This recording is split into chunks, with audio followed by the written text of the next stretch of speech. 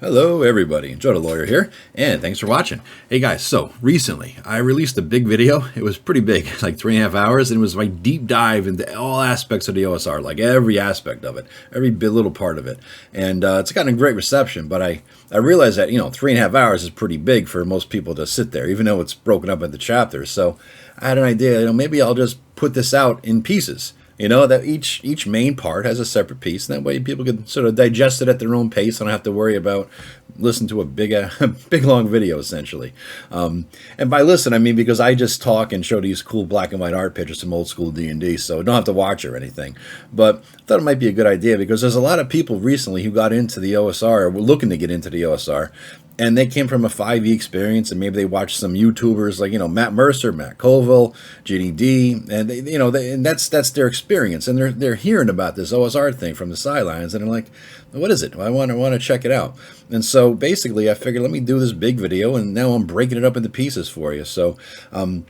You're going to hear a lot of references to things, boards or blogs or links to this or that, and maybe references to products. I have a link page for everything I talk about, so you guys don't have to take notes at all or anything like that. All right, so just click. The link page is included in the description here, as well as a link to the big video if you want to just listen to this thing all the way through.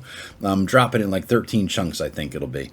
So feel free to take a look at that. And one really important thing, guys, is I got a little contest going with Eric Tankar. Whoever gets to 5,000 subs first, the other guy, the other guys got to buy a steak dinner and donate $100 to their favorite charity. So I definitely want to win a steak dinner because I'm doing the Atkins diet, damn it, and I like steak. So anyway, guys, if you could like and subscribe and share it around, I really appreciate it. That would go a long way toward helping me beat them. I would really appreciate that. So without further ado, enjoy the video, guys. Hello everybody, I'm Joe the Lawyer. I want to thank you for checking out this video. Many of you got into D&D for the first time, probably via Matt Mercer's Critical Role series, or maybe you saw it on Stranger Things or The Big Bang Theory back in the day. Chances are you probably started with 5e, which is the latest version of D&D, although there's an edition change coming up. 5e is a good game, it's fine. And you probably watched YouTube videos maybe from Matt Colville or the Dungeon Dudes or Professor Dungeon Master and tried to learn more about how to play the game you love. But now like I said, you're going through an edition change. You might be looking to try something new. You might have heard of the OSR and wonder what the hell is that? It's the old school Renaissance. And it's like, well, what is it? How do you get into it? What's that all about? That's why I made this video, to help you out. All right. First thing you're noticing probably right now is that it's a long ass video. I'm reading this. I wrote this whole little introduction before I'm even recording it here. I'm estimating that it's going to be like 3 hours, maybe more. And I know you're like, oh shit, man, how am I going to listen to or watch a 3-hour video or 4-hour video? You don't have to watch it. Just listen, because I'm showing black and white art here from old school days, but unless you want to see that stuff, I'm not going to be showing anything. There's not going to be no visual presentations of books or web pages or anything like that. That would be insane. But I will have links. All right, I'm going to have a link to every single thing that I talk about here. Every product, every blog, every board, everything. There's hundreds of links, and it's going to be all there for you. You don't need to remember anything. You don't need to take notes. Just sit back and enjoy it, okay? And second, assuming I can figure out how to do this break up the video into chapters thing. I know it's possible. I've never done it before because I've never done a video this long. This way you can digest it like one chunk at a time. So you listen to the intro in the shower, listen to the next couple chapters on the way to work, whatever. Just take your time, dive in. The water's fine. The OSR is a real friendly place, despite what you might have heard. There's not a bunch of old guys screaming at clouds and saying, get off my lawn, and, gatekeeping and all that stuff, So we're real friendly people, okay? The other thing, too, is if Joe Rogan and Lex Friedman and Chris Williams and all those guys, if they could do long-form shows and get millions of listeners and followers and whatnot, why can't someone in the D&D community? Nobody's really doing that. A lot of people get on there and they start ramble for a couple hours, but, there's no focused long-form shows talking about a specific topic, taking like an in-depth, dive into something like that. So I figured there might be a need or a desire for something like this. Besides, the average D&D player, from what I've seen, is pretty freaking smart. If we could play a game that we love for 4 or 5 hours, or back in the day when we used to play all damn day, all weekend, every day, I figure we could listen to, like, me, an old dude, talk about the game we all love for a couple of hours. And I'm not boring. I'm anything but boring, usually. All right? The last thing I'm going to ask you, though. If you liked the video, please give it a thumbs up, comment, share it with everybody, all your friends who might also be interested. The more you do that, the more YouTube, the algorithm thinks, hey, this is a good video, and it's going to share it around. So if this thing gets shared around, it's going to help the OSR grow. I'll be a happy guy. All right, so let's get into it. All right, first of all, just thank you for everybody who watched my last video. It kind of went viral. I never had a video go viral like this. When I'm recording this now, October 20th, 2024, it's got about 15,000 views. Now, that's nothing for Joe Rogan. He could fart and get that many views, right? But for me, that's a couple thousand YouTube subscribers. At the time, that's pretty freaking good. So that video is all about Wizards of the Coast's problem with Dungeon Masters. At the end of the video, I said, there is a solution. Just check out the OSR. We got a lot of great DMs, and you can learn a lot from them about how to run the good games. At that point, I also realized that I'm way overdue. I promised a long time ago, for last few months, a detailed introduction to exactly what the OSR is, where it came from, and something to let you know how to get involved in it. And this is what this video is. I'm hoping this is going to be what I call an evergreen video. It's going to be out there forever, standing the test of time. That being said, though, I'm going to update this thing, especially the links page, as times change, and as you guys let me know anything I missed or anything I should add. That's real important. This is not meant to be like the Encyclopedia Britannica of the OSR. I'm not going to cover every tiny, minute detail of it, right? But I am going to have this video be a really good and thorough introduction into every aspect of it. You might not mention every board or blog, but I'm going to tell you the main ones, okay? And so please, if you see anything I missed or anything that you think might be helpful for others to, hear about, let me know in the comments. I always read the comments, every one.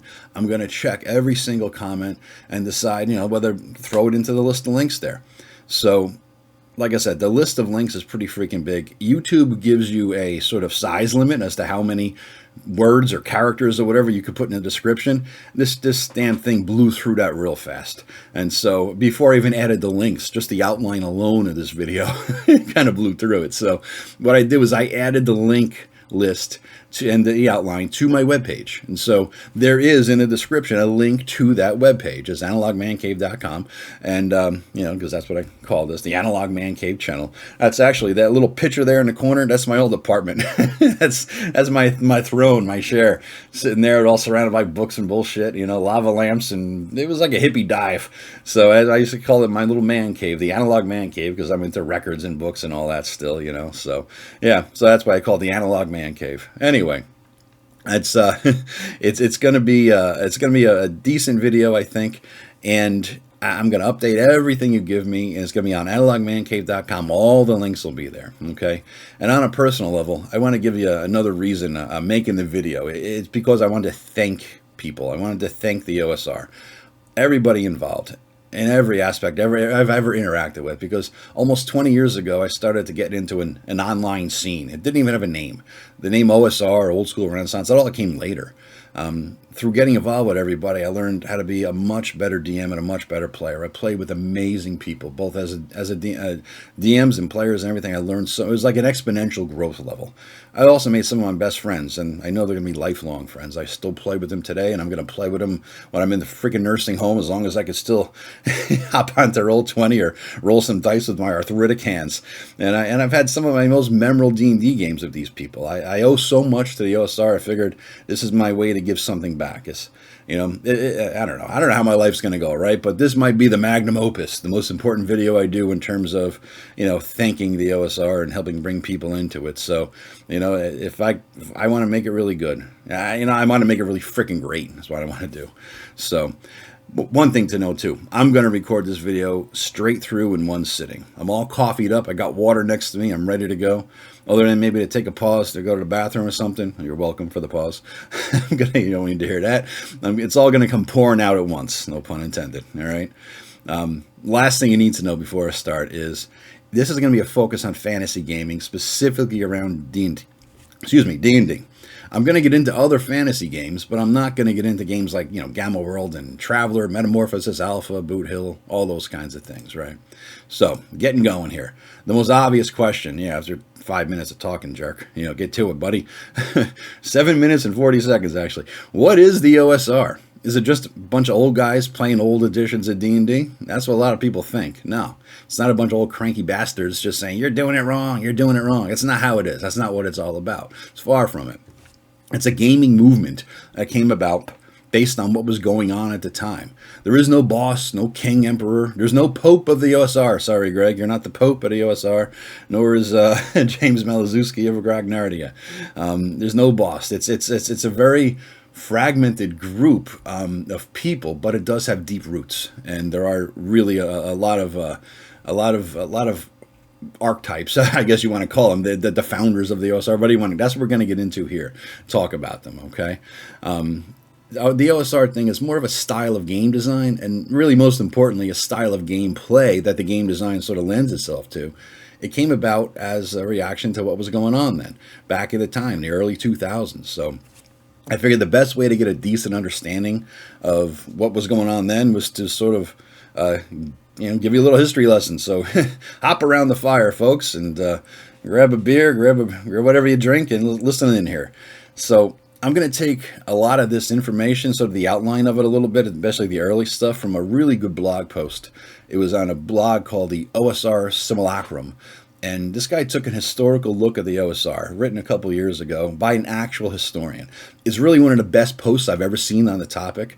The link to that's going to be included in the list of links on the webpage, like everything else. He actually mentioned my name, my blog's name, the old one. It was called Wondrous Imaginings, and he called it one of the pivotal blogs of the OSR. So I appreciate that. It may be giving me a little bias towards him, but hey, there's also 30 other blogs or so. But really, it is a really great article. Okay, check it out. When you're done with the video, check out everything. I saw all those links. It's cool. So let's talk about gameplay. So when D&D first came out, there wasn't much of a focus on character and story and everything that you see now. There was no, the grand master plan of the story of the adventure or whatever.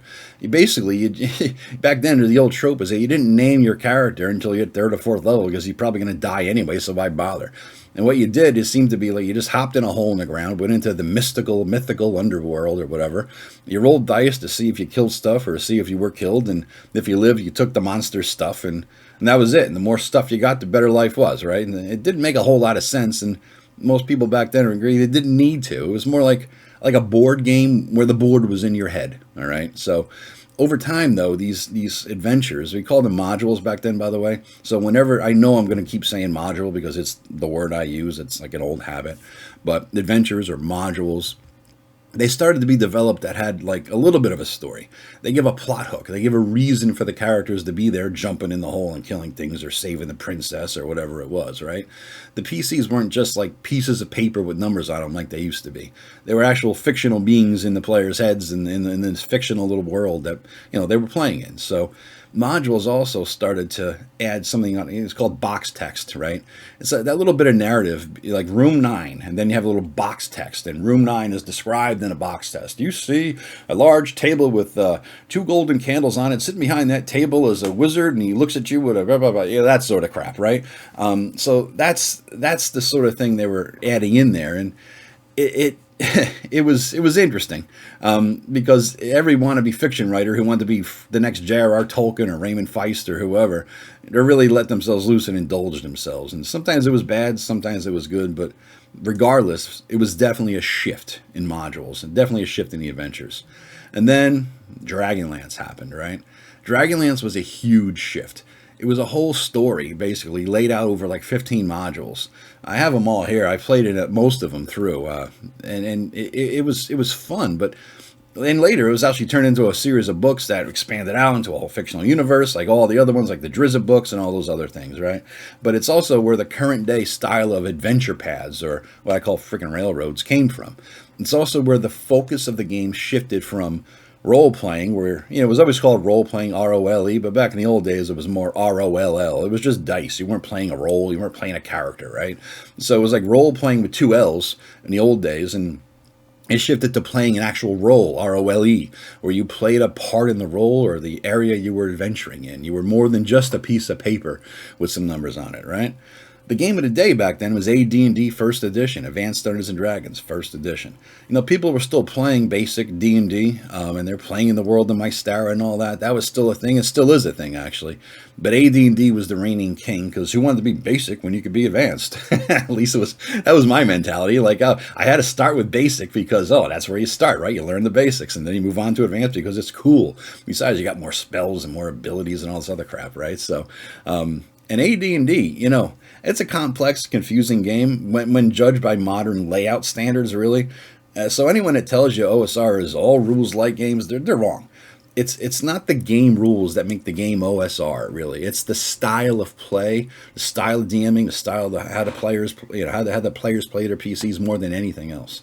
For example, I've run a 5th edition campaign with a very old school OSR feel for like 4.5 years. I was able to do it with some lengthy house rules, like 20 pages or whatever, probably, or more. And because my players were all in their 50s, and we all grew up with the original archetypes and influences, and the same ones, watching Conan, reading the Fritz Leiber, reading Lord of the Rings and all that.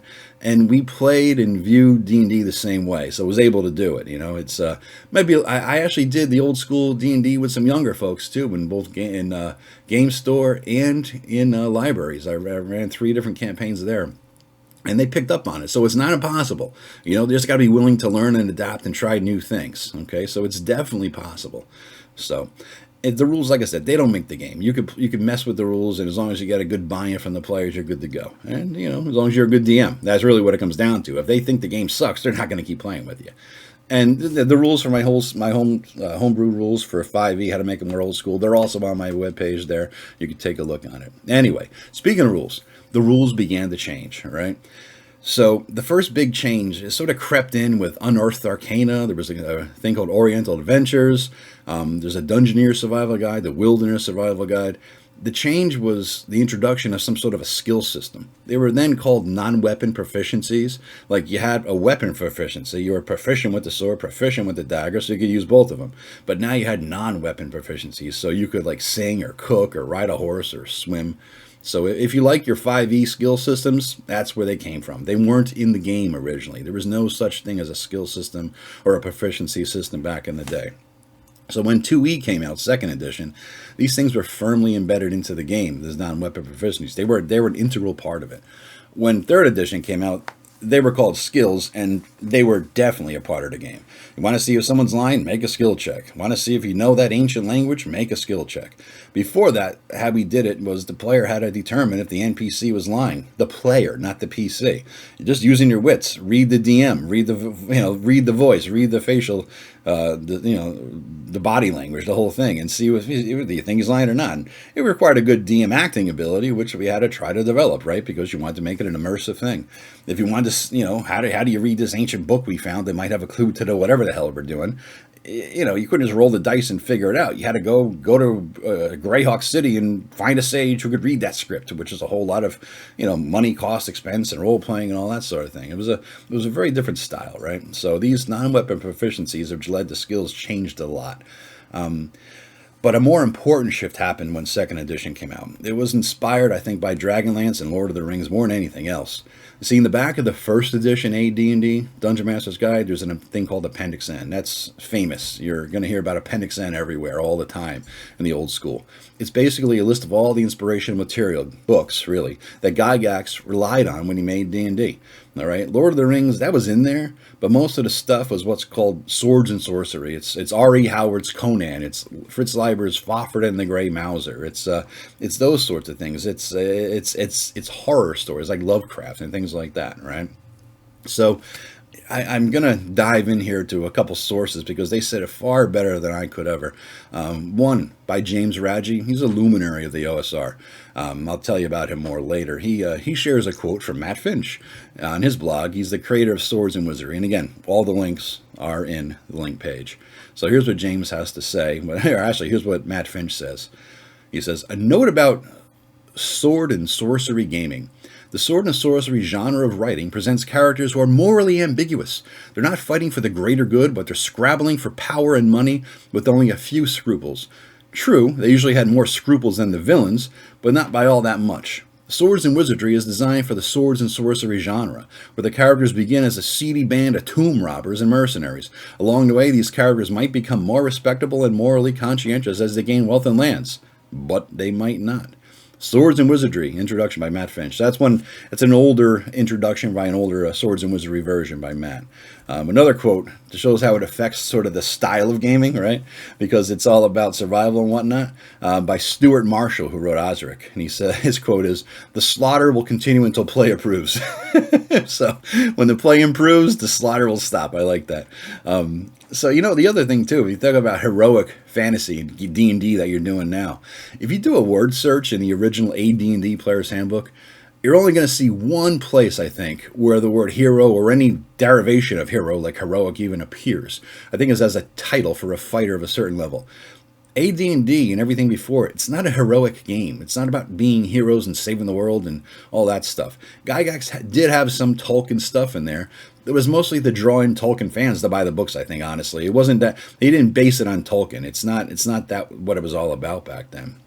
Another thing happened with the second edition. See, there was something in the 80s called the Satanic Panic.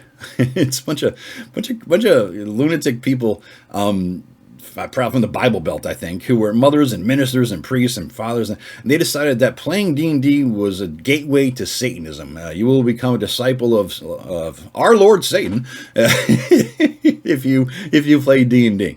This thing popped up everywhere in the news. It was on 60 Minutes. It was huge. I mean, it was Gygax had to be interviewed on 60 Minutes back then. You can still find that interview somewhere. I don't have a link for that, but just Google that shit.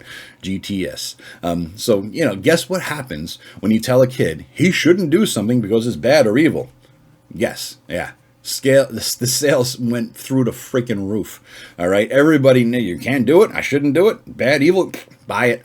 Right, and so TSR, who owned D&D at the time, had to come up with some PR bullshit code of ethics.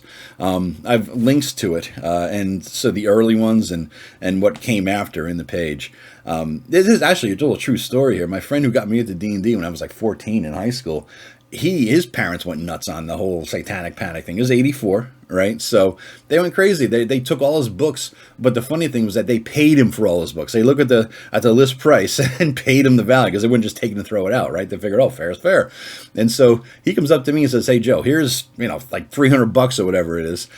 Here's the mail order catalog. Here, I filled out the form. Order all these books for me that I just got thrown out." And I did, and I got him, and I gave it to him. He just kept him in his locker at school the whole time, so he didn't have to worry about it. He just never brought that shit home, so it was fantastic. So, Kurt, thank you, because if it wasn't for you, buddy, I would not be playing D&D, man. I appreciate you more than you could ever imagine. So, anyway, the whole code of ethics, that shit was ignored, all right? It was just something they showed to, priests and mothers and media and all that kind of stuff, right?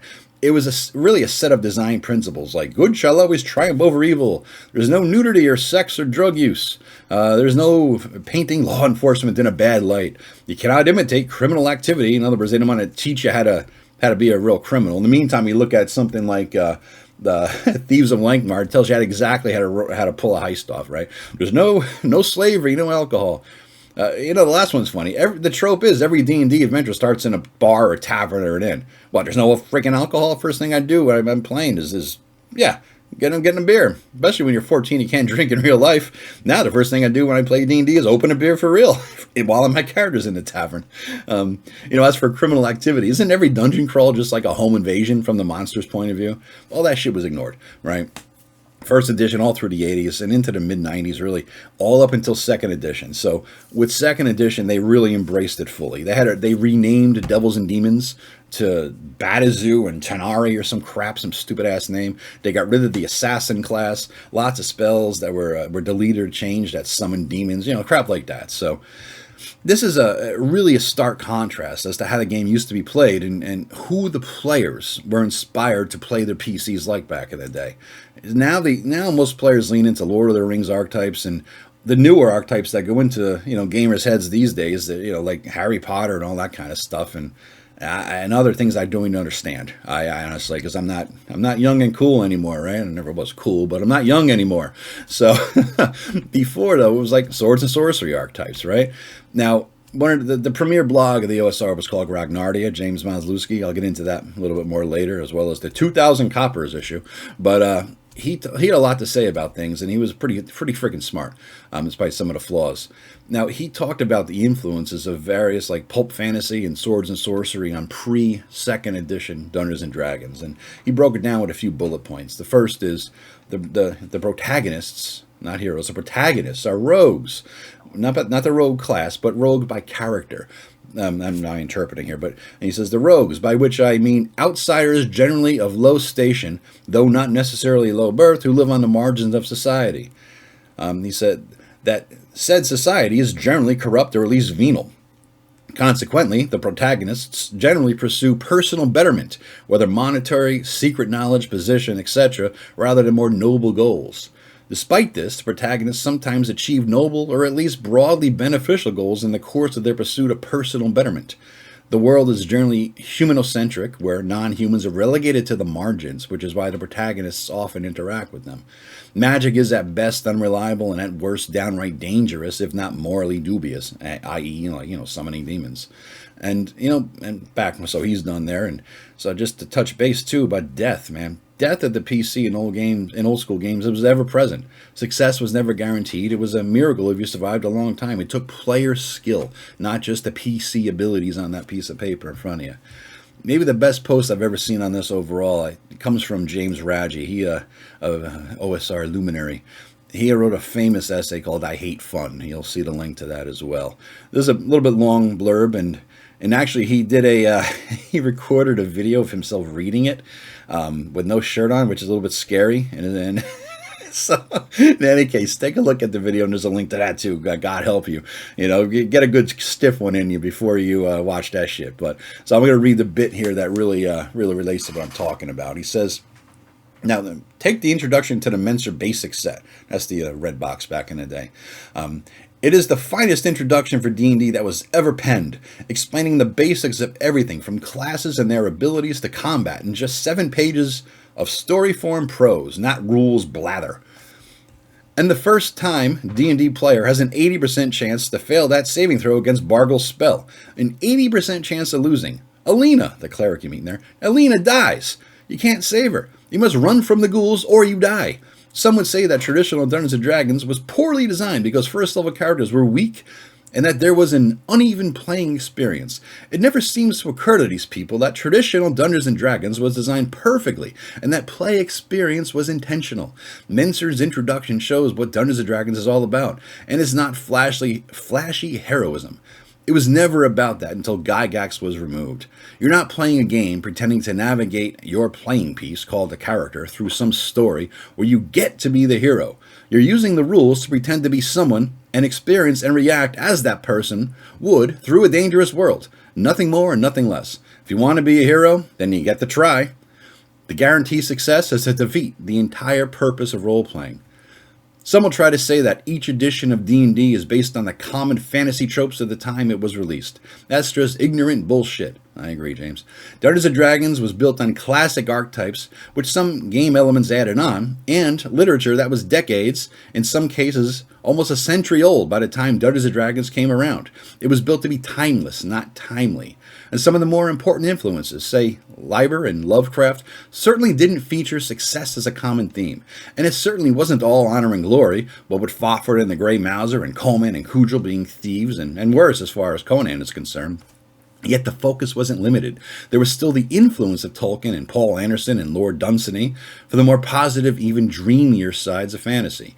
You could go all in with Dungeons & Dragons back in the day. Nothing was excluded.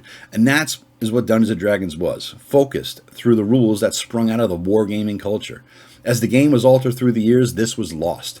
I don't know why it was decided that games sold in the form of number-filled books with fancy vocabulary would appeal more to people that didn't care to actually read literature, but that's what happened. The real choice in the matter of gameplay was lost, or at least obscured and made more difficult to achieve. And I think you saw about railroads here, and adventure paths. All the while increasing the options for individual characters. That was the real trick, giving players the illusion of more choice and increasing the detail and complexity of the rules while slapping the handcuffs on the game itself. Brilliant, fuckers.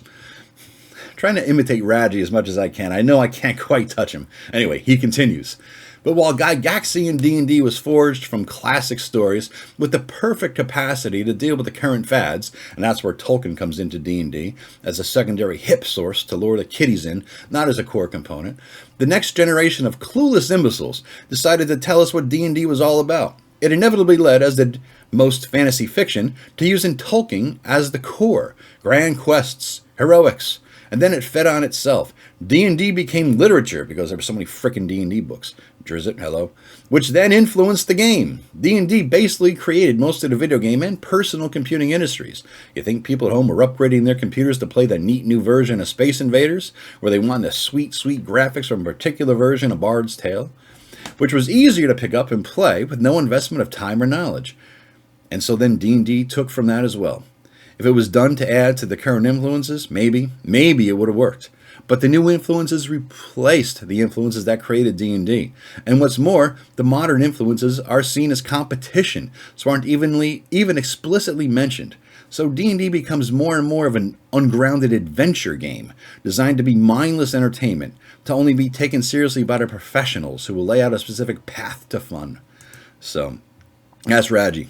All right, there you're getting a little gist of Raji's voice. You definitely got to subscribe to his YouTube channel. All right, he's a cool dude.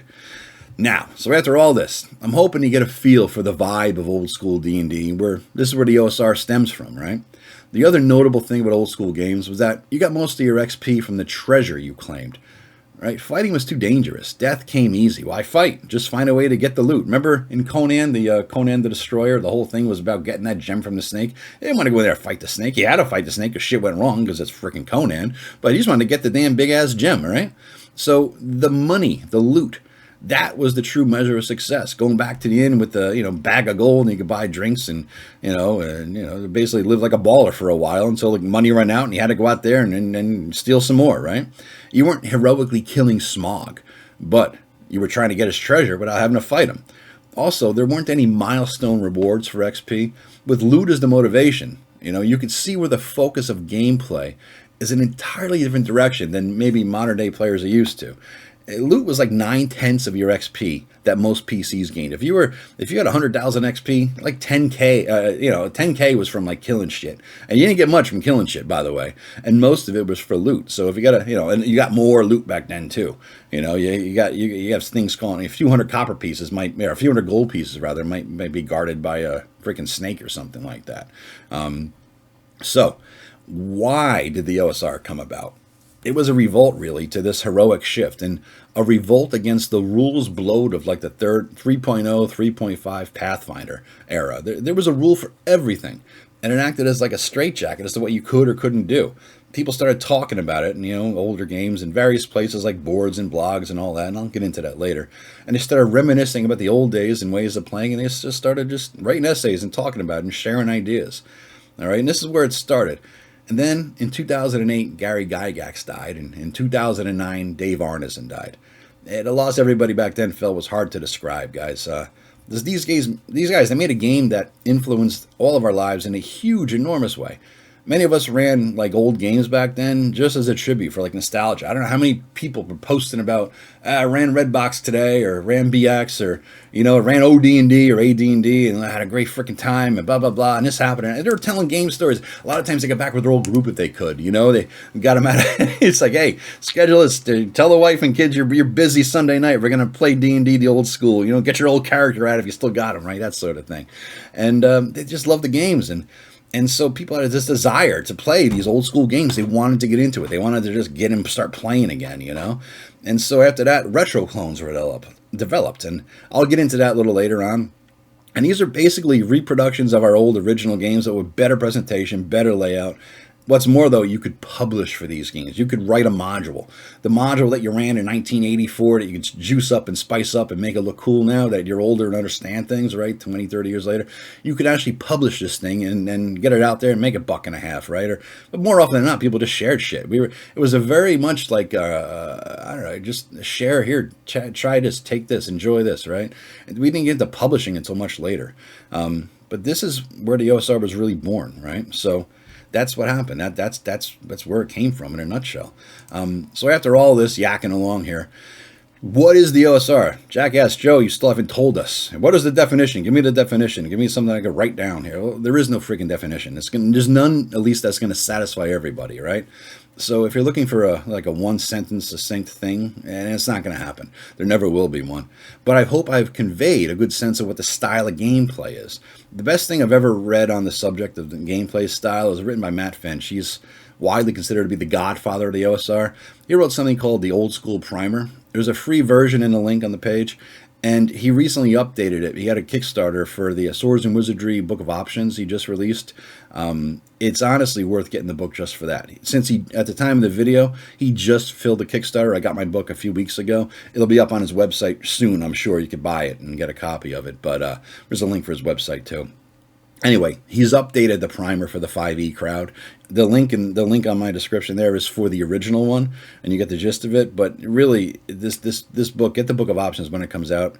He really optimizes it for newer players, because I think it was originally written in a 3rd edition days, or maybe during the days of the edition which shall not be named, the number which comes between 3 and 5. That game was a freaking abomination. Enough said. Anyway, Matt says that there are 4 Zen moments people need to reach to really truly understand old school games. The first one he calls rulings, not rules. And I'm reading a quote here from the newer book, first paragraph basically. He says, rulings, not rules.